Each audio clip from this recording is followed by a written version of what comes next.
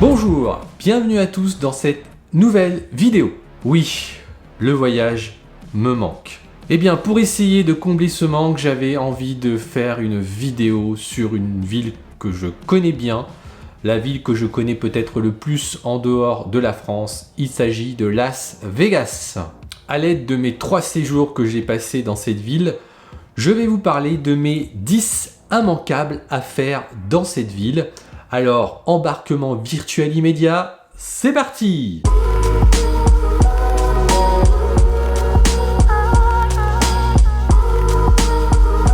Le fameux panneau Welcome to Fabulous Las Vegas. Ce panneau est maintenant un monument national, il a plus de 60 ans. Alors on est bien d'accord, on va là-bas juste pour prendre une petite photo, mais c'est quand même un immanquable à faire selon moi. Cette attraction se situe à Downtown. Cette attraction abrite les vieux casinos de la ville. À la tombée de la nuit, vous pouvez assister à un petit spectacle qui dure à peu près 3, 4, 5 minutes sur les musiques d'artistes célèbres. Pour ma part, j'ai pu voir Madonna en 2012, Imagine Dragons et Green Day l'année dernière. Comme les plus grands casinos de la ville ont des salles de spectacle, ils vous proposent tout un tas de shows à aller voir. Et on peut dire que les spectacles qui ont la cote là-bas, ce sont bien ceux du Cirque du Soleil. Il y en a plusieurs dans la ville. Pour ma part, j'ai pu en voir 2, le haut du Bellagio et le Love du Casino Mirage. C'est tout simplement magnifique. Franchement, il faut le faire, je pense, au moins une fois dans sa vie. Par contre, je vous préviens, ça va vous coûter une blinde. Mais en fait, comme un peu tout aux États-Unis, la vie est globalement, pour un Français, la vie est globalement plus chère aux États-Unis qu'en France.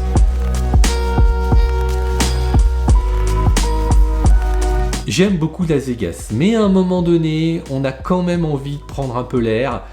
Et pour cela, eh bien, il suffit de faire quelques kilomètres parce que, je vous le rappelle, Las Vegas est une aberration puisque construit dans un désert. Il fait donc très chaud dans cette ville les 3 quarts de l'année. Pour goûter aux magnifiques paysages de l'Ouest américain, le plus proche, c'est Red Rock Canyon. Ce parc est situé vraiment à quelques kilomètres des portes de Vegas. C'est très joli et franchement, ça donne un aperçu de ce que vous pourriez voir si vous faisiez un road trip à côté de Las Vegas.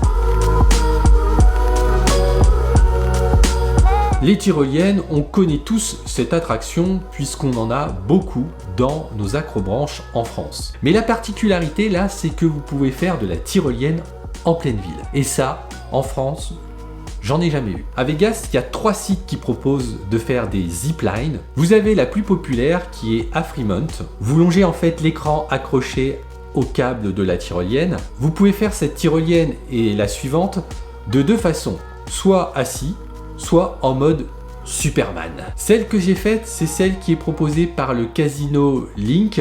En fait, la tyrolienne se situe le long de la promenade de ce casino, qui est d'ailleurs très sympa à faire à pied. Vous arrivez au pied de la grande roue. Et enfin, vous en avez une dernière qui est beaucoup moins connue, qui est au casino Rio. Celle-ci, à mon avis, elle est extrêmement vertigineuse et impressionnante parce que vous démarrez d'un point en haut du casino pour arriver sur une autre aile du casino. À mon avis, elle est très courte, mais sensation forte garantie. Vous avez à Vegas une reproduction de la Tour Eiffel. Et comme l'original, vous pouvez monter en haut de cette tour. Selon moi, c'est le meilleur point de vue que l'on peut avoir de Las Vegas, puisque nous sommes au centre du Strip et on a une magnifique vue sur les fontaines du Bellagio. En termes de vue, c'est vraiment mon coup de cœur. Cette ville regorge de plein de magasins.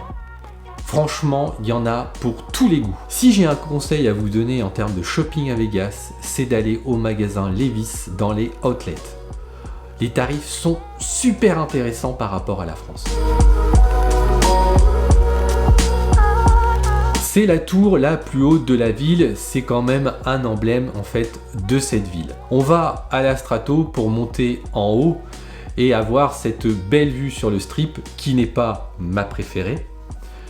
Mais ce qu'on peut aussi faire à la Strato en haut, c'est se jeter dans le vide. Bah oui, quelle idée! Mais si vous êtes un peu moins joueur, vous pouvez faire des manèges au-dessus du vide.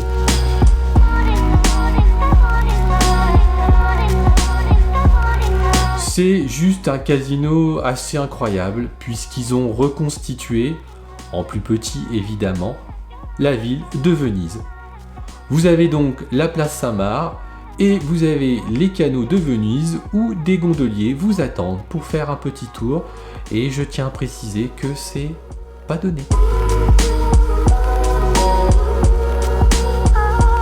J'ai longtemps hésité à mettre ce lieu qui se situe quand même à 1 heure de la ville. J'aurais pu mettre la plus grande roue du monde qui se situe donc à Las Vegas. J'aurais aussi pu mettre d'autres casinos assez emblématiques.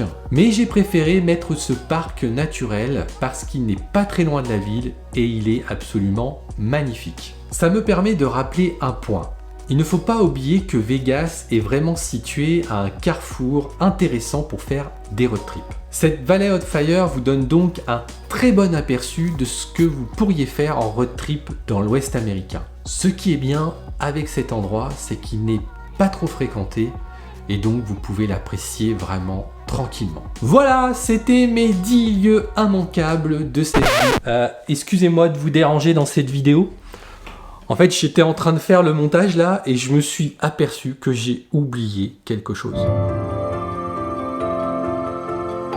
C'est un immanquable qui devait absolument être dans cette liste. C'était, en tout cas dans ma tête, pas sur le scénario. Et puis je ne sais pas pourquoi, je l'ai oublié finalement dans l'écriture de cette vidéo. Allez, ce n'est pas grave, ce sera mon 11e immanquable pour Las Vegas. Je vous laisse avec l'hôtel casino du Bellagio et ses fontaines. Je vous dis ciao!